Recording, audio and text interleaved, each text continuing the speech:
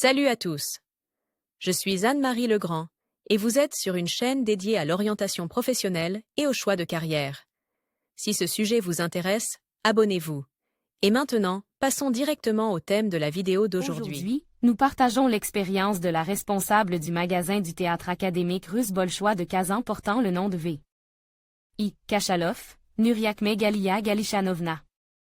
À propos, le Centre d'orientation professionnelle ProfGID a récemment mis au point un test d'orientation professionnelle précis, qui vous indiquera les professions qui vous conviennent et vous donnera des informations sur votre type de personnalité et d'intelligence. Lisez aussi que fait le responsable d'un magasin d'accessoires et de décoration.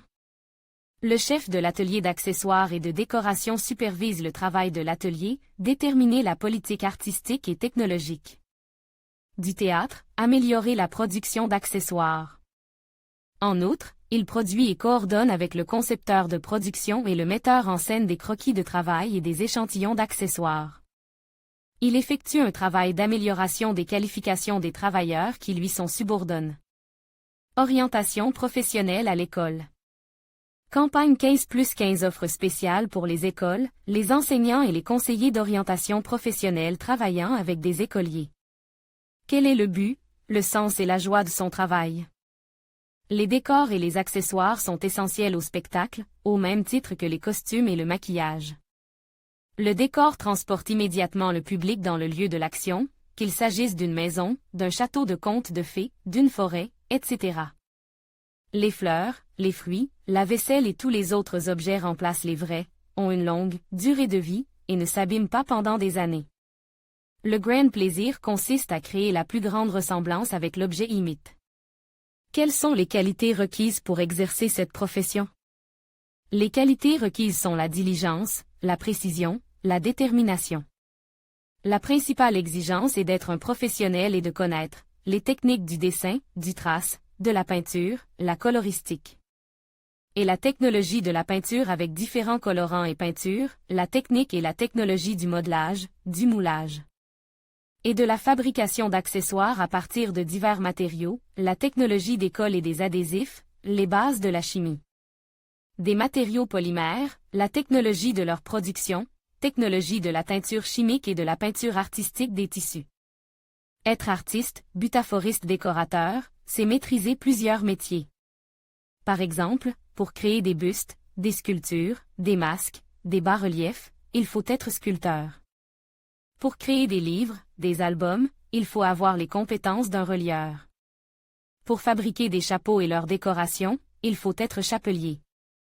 Connaître la ciselure, la forge, le travail du cuir, la sculpture sur bois, la ganache, etc.